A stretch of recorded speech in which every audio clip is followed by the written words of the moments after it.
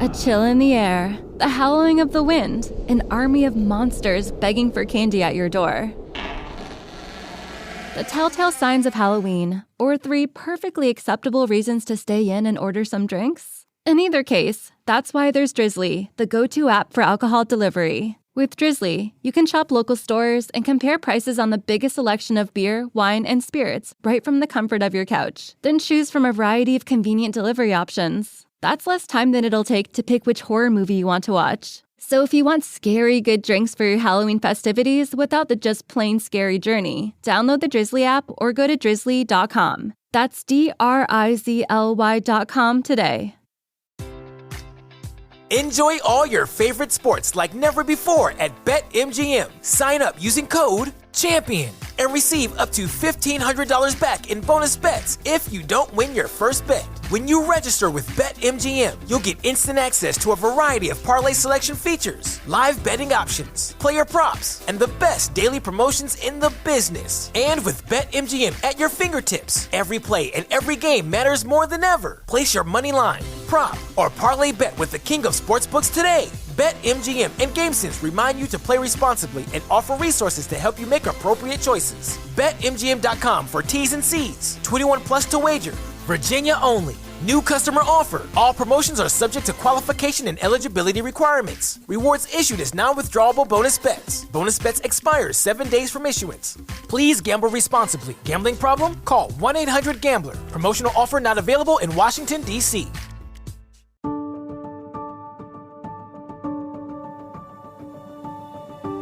Told y'all I'd be back. Welcome back to another episode of The Alley from Sinister Silhouettes. I'm the host, Tasha Pierce. And boy, we got some big news. It's been a long time coming. Very long time. If you have been in these true crime streets for a long time, you know that we have all had our suspicions about one person in a very high-profile case. And all of our suspicions have been confirmed today. Natalee Holloway's killer has finally admitted just what he did to her. Now, if you are unfamiliar with the Natalee Holloway case, Natalee was 18 years old when she disappeared on May 30th, 2005. She was on a high school graduation trip to Aruba. Now, she was last seen leaving Carlos and Charlie's, a nightclub in Aruba, with a local man named Joran Sloot and his 2 friends, Deepak and Satish Kalpo. And I'm hoping that I'm saying their names right, but if I'm not, who gives a care?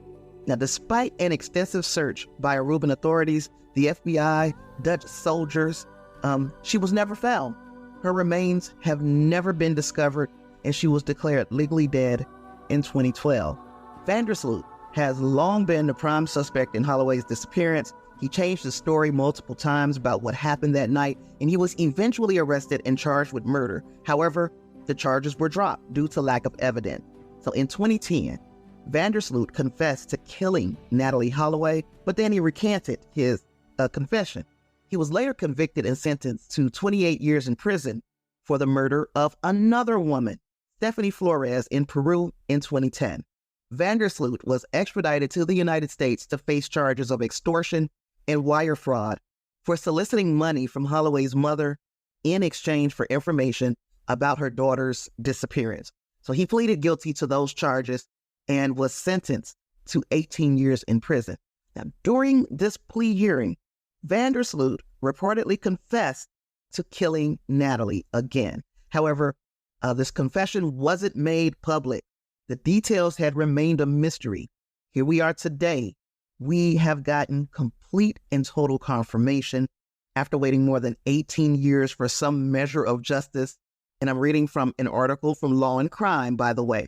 After waiting more than 18 years for some measure of justice connected to the Aruba disappearance and death of 18-year-old high school senior Natalee Holloway, her mother, Beth Holloway, appeared in an Alabama federal courtroom to confront the man long suspected but never proven to have murdered her daughter in May 2005 until now.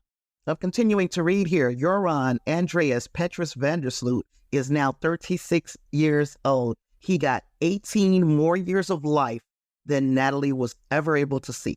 But he was held without bond in Shelby County Jail since he was booked on June 9th following his extradition to the Yellowhammer State from Peru, where he was and will have to continue serving a 28-year prison sentence for murdering another woman, 21-year-old Stephanie Flores. Representing Vandersloot in court Wednesday was Alexandria Darby from the Office of the Federal Public Defender. Austin Schutt appeared on behalf of the U.S. Attorney's Office for the Northern District of Alabama. At the hearing, Vandersloot pleaded guilty to wire fraud and extortion. His statement is so full of shit, but I'm going to read this. I would like to take this chance to apologize to the Holloway family, to apologize to my own family. I would like to say I am no longer that person. I have given my heart over to Jesus Christ. You know, once a person finds themselves in prison, now I know that there are many who are going to say, Tasha, this is about to be a shocking thing that you are about to say. It makes me wonder if Jesus is hanging out. He's already come back and he's hanging out in prison, because so many people, when they have no other option about how they're going to live their lives, suddenly turn their life over to Jesus. If Jesus is anything close to the figure that we read about in the Bible, pretty sure he wants nothing to do with a piece of shit like Joran Vandersloot. Yes, I'm telling you exactly how I really feel. Back to the article. On the eve of the hearing at the Hugo L. Black United States Courthouse, U.S. District Judge Anna Manasco of the Northern District of Alabama issued an order regarding victim impact statements, saying that the court will probably consider written and or oral victim impact statements only from the victim of the stuff that was charged in this particular indictment, and of course the immediate family, not from any other person. So we knew that there was a potential that we could hear from the family of Natalee Holloway. Beth Holloway delivered those remarks, and she started by flipping Vandersloot's spiritual conversion claim on its head, telling him, you look like hell. Talking about you converted to Christianity. You look like hell. That was me, emphasis added, okay? Mrs. Holloway's statement went on, for 18 years you have denied killing my daughter. The grief extends deep into my soul. You have finally admitted that you murdered her. You terminated her potential, her dreams and possibilities when you bludgeoned her to death. You are a killer. And every time that jail cell closes, I want you to remember that. Even though you have finally confessed and confirmed that you are my daughter's killer, you can't be tried here for her murder.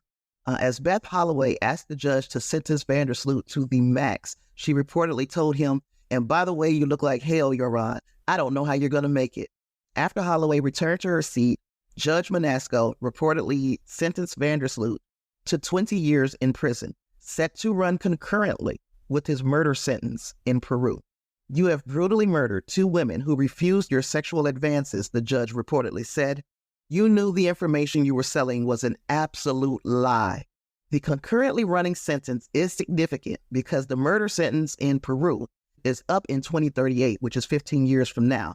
This appears to mean that the most Vandersloot would serve in U.S. federal prison is roughly 5 years, and that would technically be for extorting Natalee Holloway's mother, not for the murder of Natalee herself.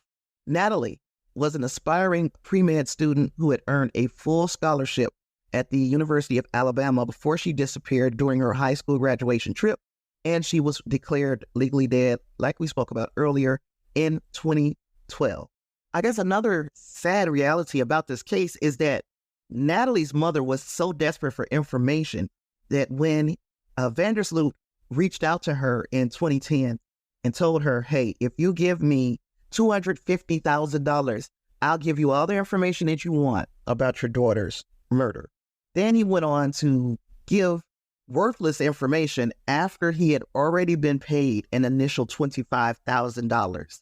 Sadly, this garbage, this fucking piece of shit, used that $25,000 to go to Peru. And that is where he murdered Flores. Essentially, he had one of his victims' mother finance his trip to find another victim. Vandersloot strangled Stephanie Flores, who was also a student, and he met her while he was participating in a poker tournament at a casino in Lima, Peru.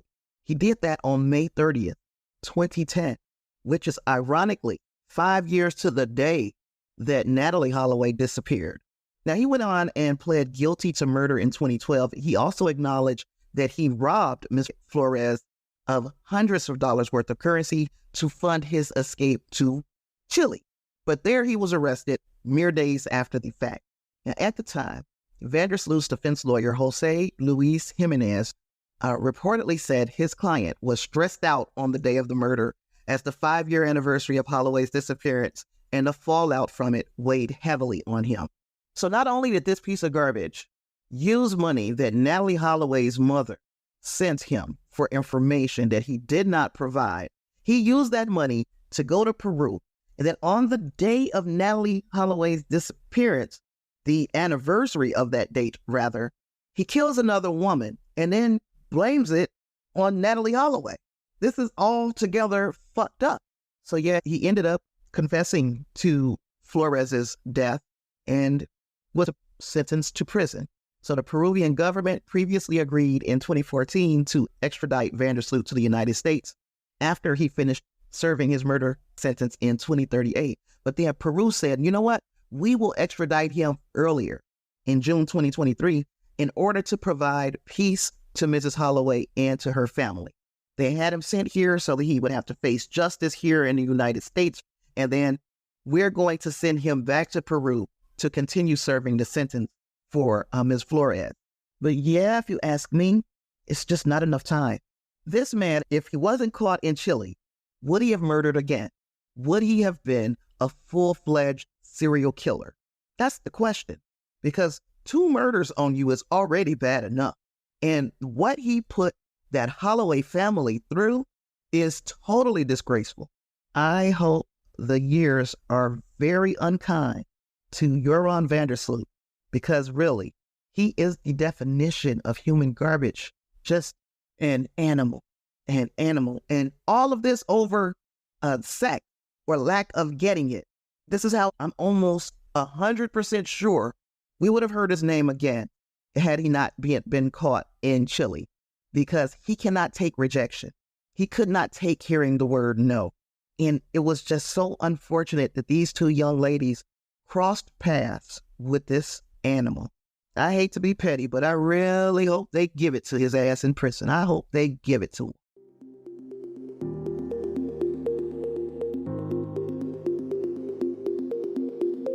Y'all remember a couple of weeks ago when I was talking about Kevin Franke, the husband of Ruby Franke, and I was like, how complicit was he in all of the apparent abuse of his children? Now, we know that in some of the extreme parenting situations, he was very complicit. He was down like 4 flat tires on the Fleetwood going up a muddy hill. He was down to pretty much torture these children in the name of discipline. But when we start talking about the abuse, I questioned whether or not he had been manipulated to the point of not knowing what was going on with his children. I think now I have changed my mind. I have seen the light. I have come to the conclusion that Kevin Franke is also a piece of human trash. And I have reasons. This is an article coming out of People magazine that I'm going to read for you all. And maybe, just maybe, you'll agree with me. A chill in the air, the howling of the wind, an army of monsters begging for candy at your door. 3 perfectly acceptable reasons to stay in this Halloween. That's why there's Drizzly, the go-to app for alcohol delivery. With Drizzly, you can compare prices on the biggest selection of beer, wine, and spirits, and choose from a variety of convenient delivery options. It's almost frighteningly easy. So download the Drizzly app or go to drizzly.com. That's DRIZLY.com. Enjoy all your favorite sports like never before at BetMGM. Sign up using code CHAMPION and receive up to $1,500 back in bonus bets if you don't win your first bet. When you register with BetMGM, you'll get instant access to a variety of parlay selection features, live betting options, player props, and the best daily promotions in the business. And with BetMGM at your fingertips, every play and every game matters more than ever. Place your money line, prop, or parlay bet with the king of sportsbooks today. BetMGM and GameSense remind you to play responsibly and offer resources to help you make appropriate choices. BetMGM.com for T's and C's. 21 plus to wager. Virginia only. New customer offer. All promotions are subject to qualification and eligibility requirements. Rewards issued as non-withdrawable bonus bets. Bonus bets expire 7 days from issuance. Please gamble responsibly. Gambling problem? Call 1-800-GAMBLER. Promotional offer not available in Washington, D.C. DC sports fans, Monumental Sports Network is here. Get access to everything Caps, Wizards, and Mystics on any device at any time. Stream over 200 live games. Watch new shows like Hometown with Rachel Nichols. Stay current with live in-game stat tracking. See the game from multiple camera angles. Relive archive games and so much more, all in one place. Visit WatchMonumental.com to learn more. Kevin Franke, the husband of Ruby Franke, allegedly wanted to have his estranged daughter, Sherry, the older one, he wanted to have her arrested on a burglary charge after police broke into his home to serve a warrant.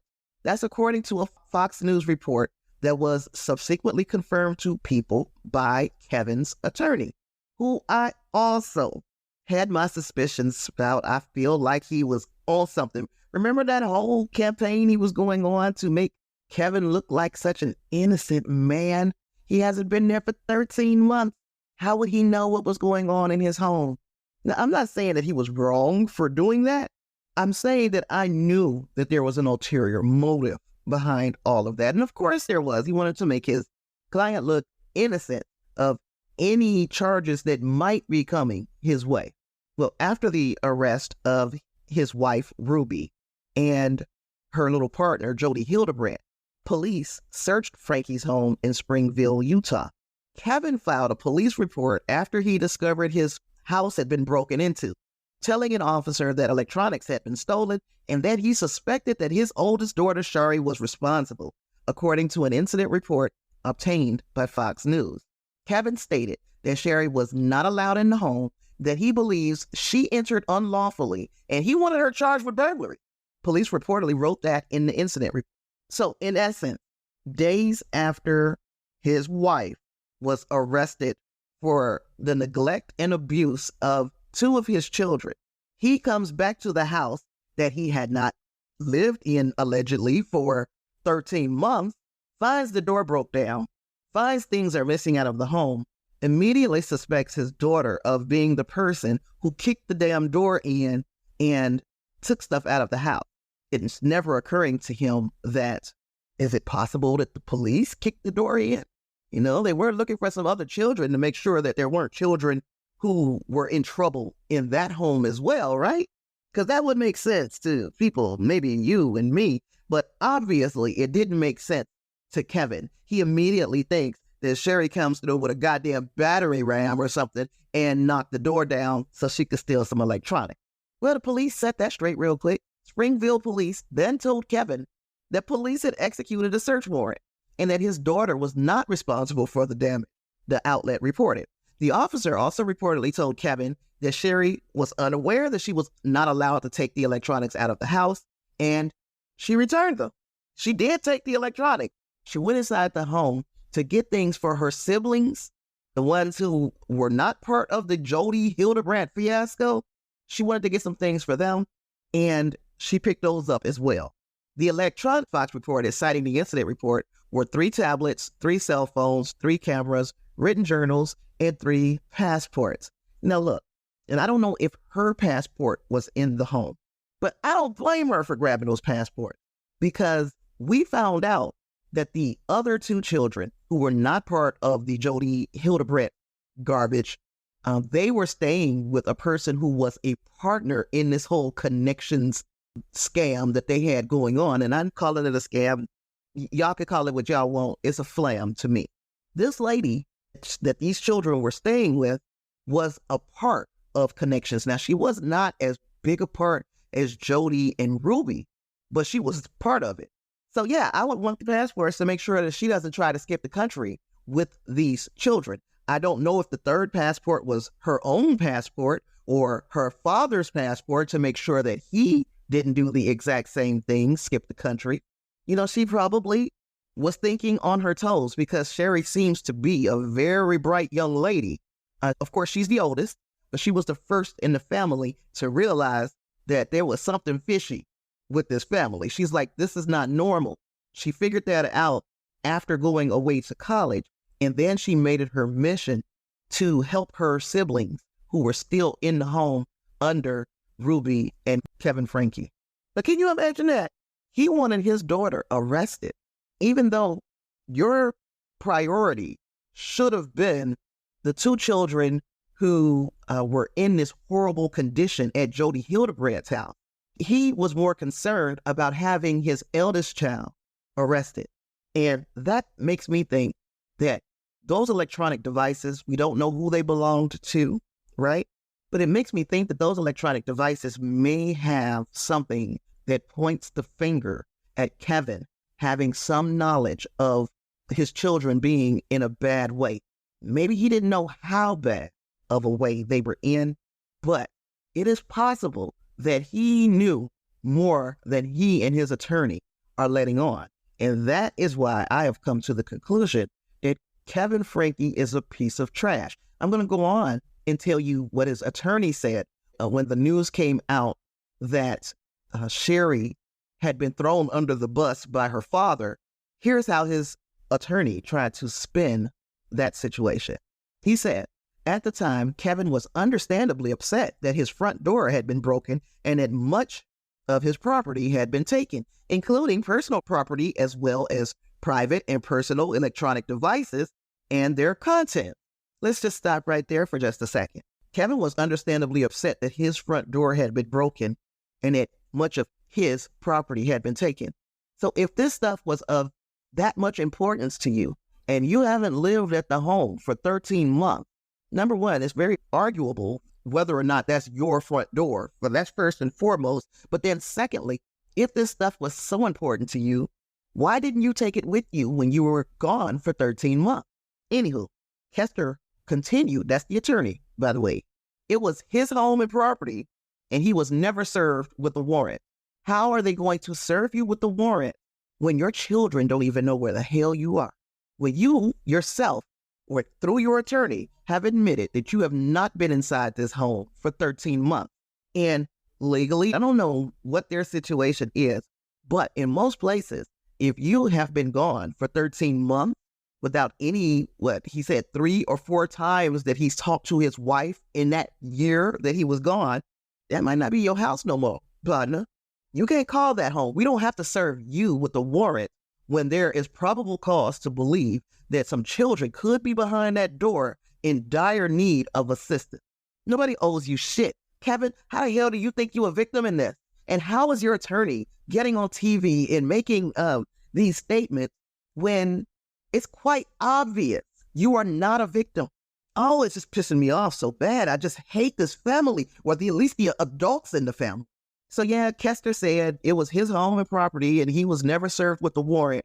Moreover, this allowed other third parties like we don't know Sherry's name, but anywho, this allowed other third parties who did not live at the home access to his home and property, and of which they took advantage, notwithstanding what he considered to be a significant and hurtful violation of the sanctity of his home and property. A home, again, he had not been to, not even to check on his children for 13 months. Kevin has taken an ameliorating and healing path. He has taken no adverse action to the police and continues to strengthen the bonds between he and all of his children. So in essence, he's trying to make friends with Sherry now, just literally probably a month after he tried to have her ass thrown in jail for taking things out of the home. Actually, a home that is just as much her home as it is his, because he hadn't even been there for 13 damn months. So that's the latest on these freaking Hildebrandts, Ruby Franke, Kevin Franke. That's the latest information that I have. We're still awaiting a hearing for Ruby and Jodi, see where things go next. And we're still waiting to see if Kevin will be facing any charges in conjunction with what has gone on with his children. So at the very least now, I don't have any sympathy for this man. I thought he was being manipulated by Jodi and Ruby, but he's just as big a piece of garbage as they are.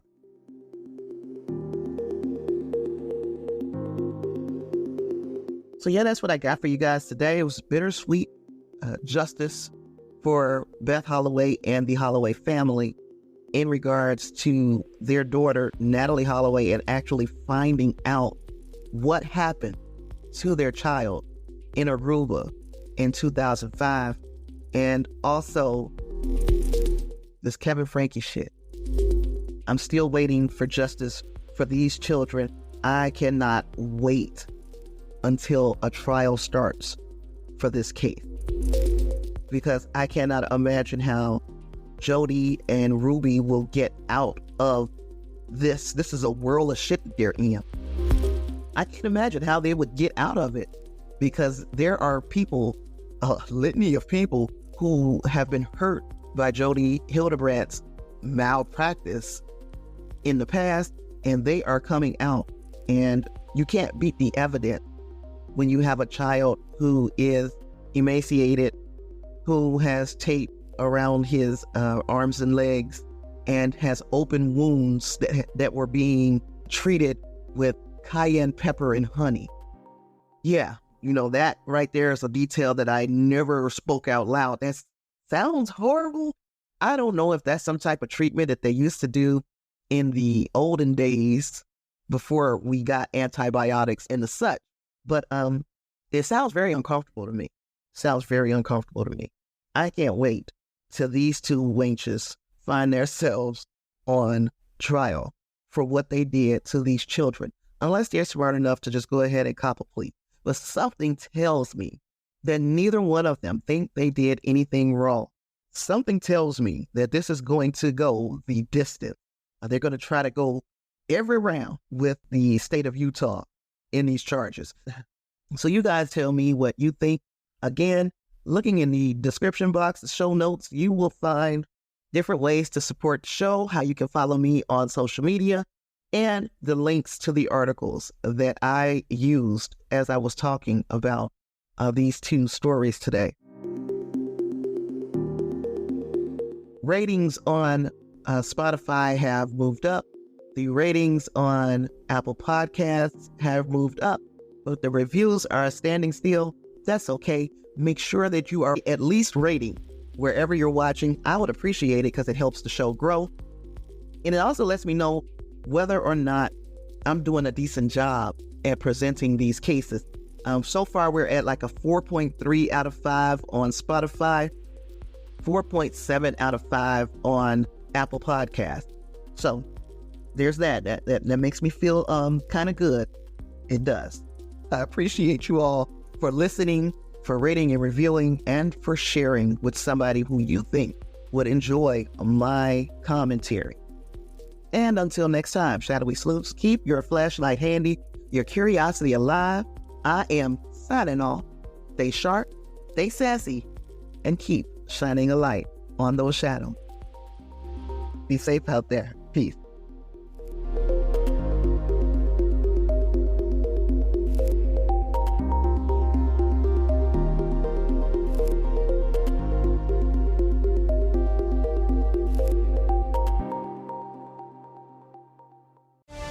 Never miss a moment of Caps action with Monumental Sports Network.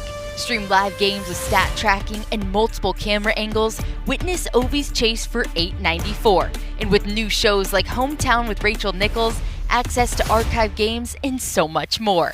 Experience unmatched access to your favorite team on any device at any time.